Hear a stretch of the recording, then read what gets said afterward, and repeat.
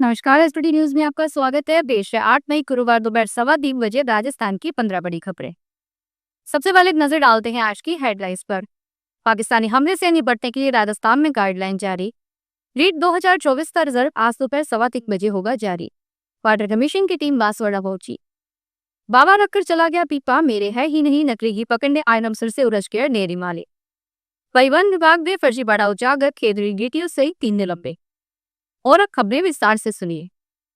पाकिस्तान पर हुई air strike के बाद राजस्थान सरकार ने गाइडलाइन जारी की है। अभी कलेक्टरों को गाइडलाइन भेजकर पाकिस्तानी हमले से निपटने के लिए तैयारियां रखने के आदेश दिए गए हैं। कलेक्टरों और एसपी को जिलों में आपदा प्रबंधन से जुड़ी व्यवस्थाएं रखने के आदेश दिए गए हैं। गृह विभाग की आपदा प्रबंधन गाइडलाइन के अनुसार दुश्मन देश की तरफ से हमले की स्थिति में सभी अस्पतालों में जरूरी जीवन रक्षक दवाइयां उपलब्ध है, ऐसी व्यवस्था तत्काल करने को कहा गया है। अस्पतालों में डॉक्टर पुलिस स्टाफ के साथ मौजूद रहे। ब्लड बैंकों में सभी ग्रुपों का ब्लड पर्याप्त मात्रा में उपलब्ध है। चिन्हित अस्पतालों और स्कूलों में जहां पर टेम्पररी अस्पताल और लोगों के रहने की व्यवस्था की जा सकती है, जनरेटरों की व्यवस्था करने को कहा गया है। राजस्थान माध्यमिक शिक्षा बोर्ड की ओर से राजस्थान अध्यापक पात्रता परीक्षा 2024 का परिणाम गुरुवार को जारी किया जाएगा।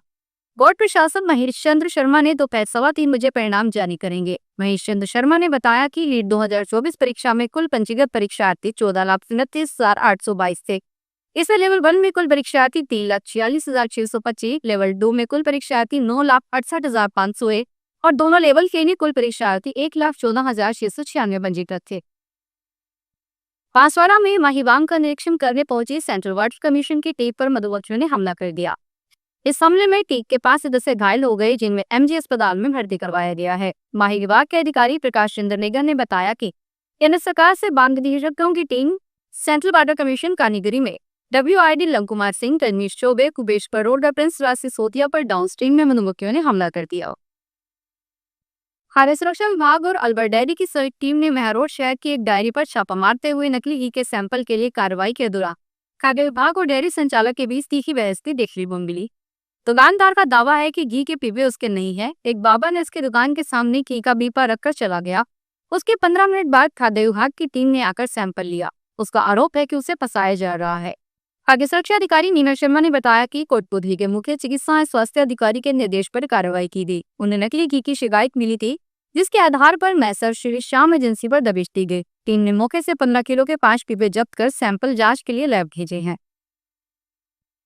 राजस्थान परिवहन विभाग में बड़ी फर्जीवाड़े का पर्दाफाश हुआ है। विभाग की ओर से हाल ही में की गई बैकलॉग फाइलों की जांच में झुंझुनू और खेतड़ी के परिवहन कार्यालयों में पुराने वाहन नंबरों के आवंटन में भारी अनियमितताएं पाई गई है।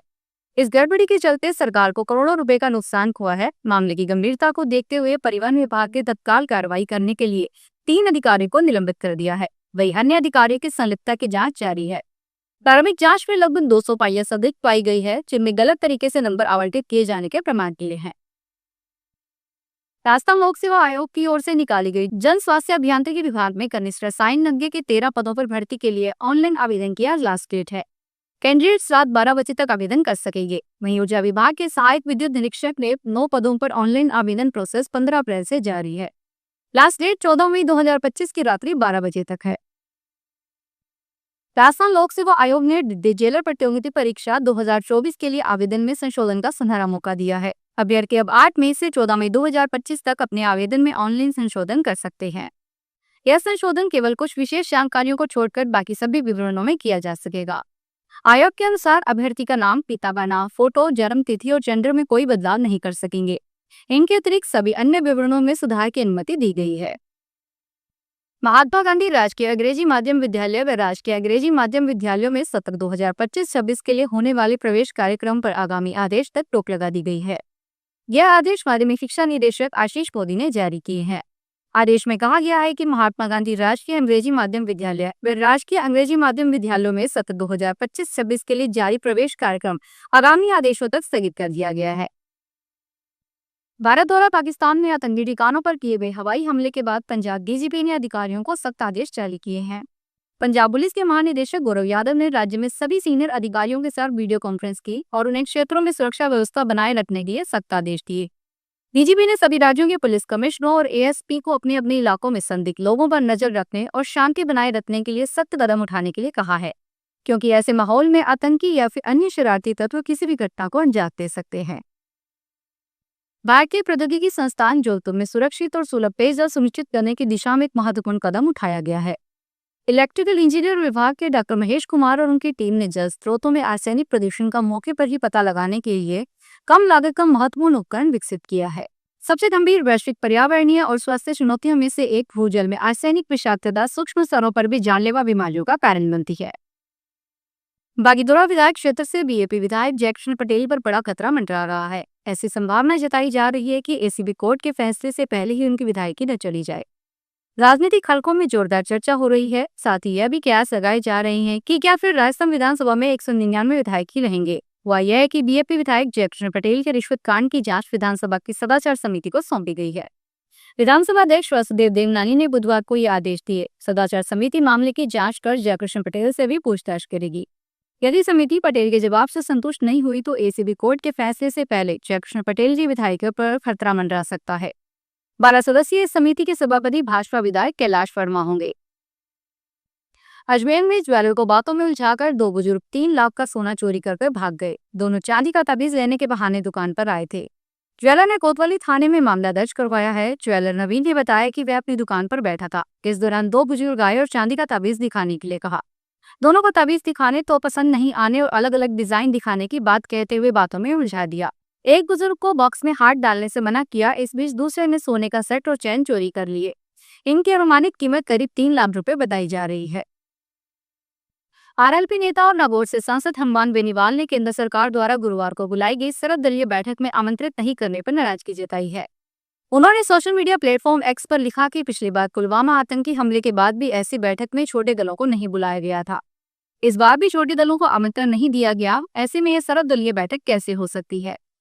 उन्होंने सवाल किया कि जब लोकसभा सत्र से पहले सर्वदलीय बैठक आयोजित होती थी तो संसद में एक सांसद वाली हर पार्टी को आमंत्रित किया जाता है, तब जाकर उसे वास्तव में सर्वदलीय बैठक कहा जा सकता है। इस बार की बैठक का नाम सर्वदलीय बैठक क्यों रखा गया है। आरपीएससी ने राजस्थान राज्य अधीनस्थ सेवाओं भर्ती 2023 के साक्षात्कार के तृतीय चरण का कार्यक्रम जारी किया है। अभ्यर्थियों के साक्षात्कार पत्र आयोग की वेबसाइट पर यथा समय अपलोड कर दिए जाएंगे। आयोग सचिव ने बताया कि उक्त भर्ती के अंतर्गत साक्षात्कार के तृतीय चरण का आयोजन आगामी 19 से 28 मई तक निर्धारित कार्यक्रम के अनुसार किया जाएगा। साक्षात्कार में उपस्थित होने वाले समस्त अभ्यर्थी ऑनलाइन भरे गए विस्तृत आवेदन पत्र डाउनलोड कर साक्षात्कार के समय 2 प्रतियों में मई समस्त प्रमाण पत्र की फोटो प्रतियों सहित आवश्यक रूप से प्रस्तुत करें। राजस्थान की दिव्यांशी जैन, प्रभु बाजोरिया, गौरी जायसवाल, गौरवी अजमेरा और सुभाष चौधरी ने नागा स्लैब 2025 स्क्वैश चैंपियनशिप में अपनी अपनी कैटेगरी के फाइनल में जगह बना ली है। दिव्यांशी ने गर्ल्स अंडर 13 के सेमीफाइनल में रिया दलाल को 3-0 से पराजित किया। फाइनल में दिव्यांशी का मुकाबला हरियाणा की छवि पंचाल से होगा। छवि के दूसरे सेमीफाइनल में आद्या ग्रोवर को 3-0 से शिरकत दी। बॉयज अंडर 13 में प्रभाव बाजोरिया ने हरियाणा की वियान खियामी को 3-0 से हराया। प्रभु का किताबी मुकाबला अमेरिका से आयुष्यान समतानी से होगा, जिन्होंने राजस्थान के थैरे गोगोरिया को 3-0 से हरा फाइनल में जगह बनाई है। फिलहाल इस बुलेटिन में इतना ही। फिर हाजिर होंगे बड़ी खबरों के साथ। अगर आप भी अपने आसपास की छोटी बड़ी और महत्वपूर्ण खबरों से अपडेट रहना चाहते हैं तो सब्सक्राइब कीजिए हमारे चैनल एसपीटी न्यूज को और प्रेस कीजिए बेल आइकन पर।